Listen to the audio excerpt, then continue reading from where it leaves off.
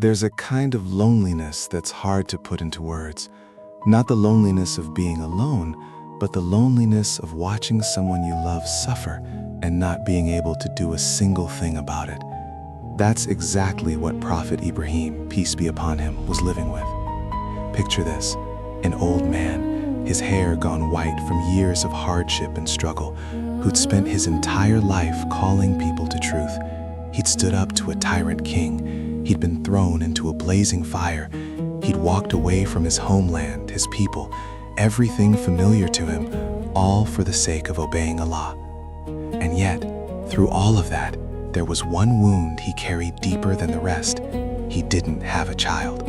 Year after year, he kept praying, raising his hands in the long quiet of the night, eyes full of tears, asking Allah to give him an heir, someone to carry on the message of faith after he was gone.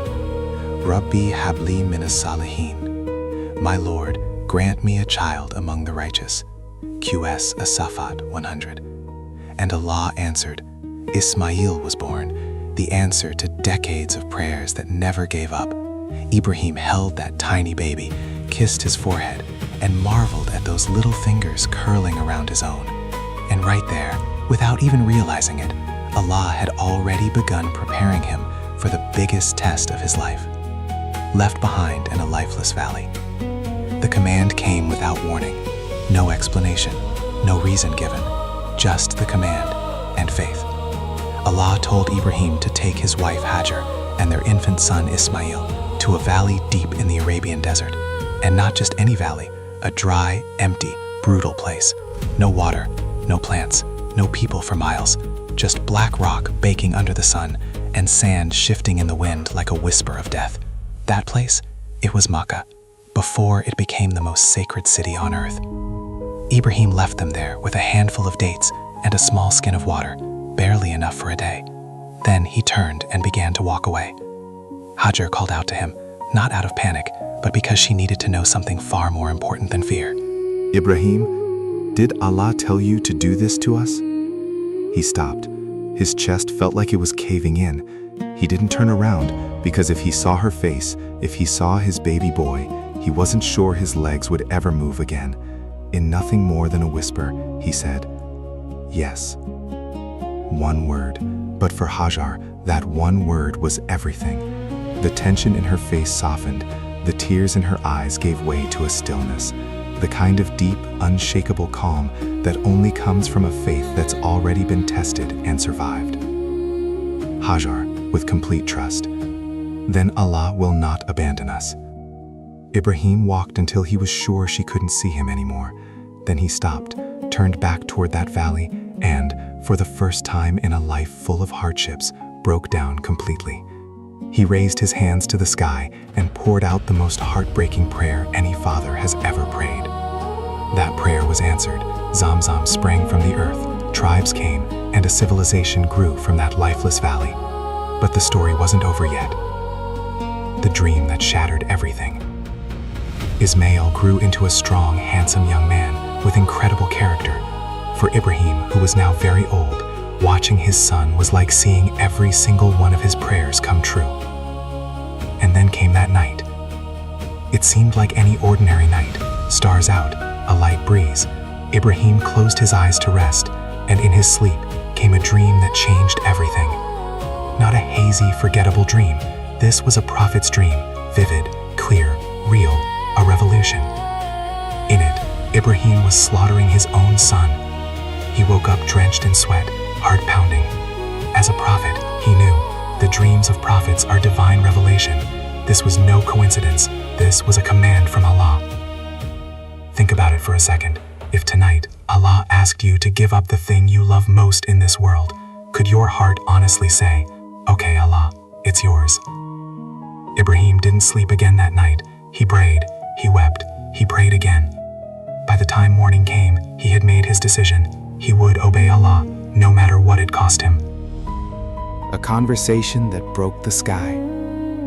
That morning, Ibrahim looked at his son for a long, long time, the way a father looks at his child when he's trying to memorize every detail of his face. Then he sat down beside him, took a slow breath, and told him about the dream.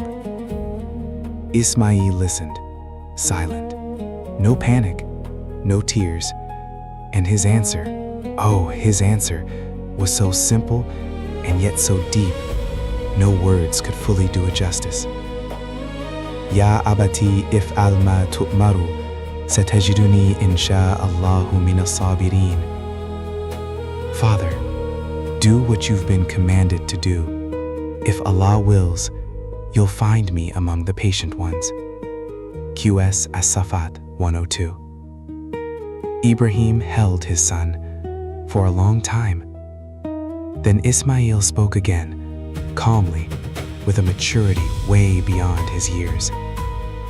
Ismail, the young man who surrendered. Dad, tie my hands so I don't struggle and make it harder for you, and turn my face to the ground so you don't have to look at me. I'm worried if you see my face, your heart might waver. This boy, who had every right to be terrified, was thinking about his father's feelings. Ismail wasn't giving up. He was choosing to surrender to Allah with full awareness. And that's the difference between giving up and giving yourself over. The moments before Mina. On the way to Mina, Shaitan tried 3 times to talk Ibrahim out of it, whispering doubts, trying to plant fear. 3 times, Ibrahim quietly picked up pebbles and threw them. 7 throws, 7 flat-out rejections of doubt and hesitation. That's where the ritual of throwing stones, the Jumrah, in Hajj comes from. When they arrived at Mina, Ismail lay down, face to the ground, just as he'd asked. Ibrahim tied his son's hands, the same hands he'd once taught to grip, the same hands that had wrapped around his finger when Ismail was learning to walk.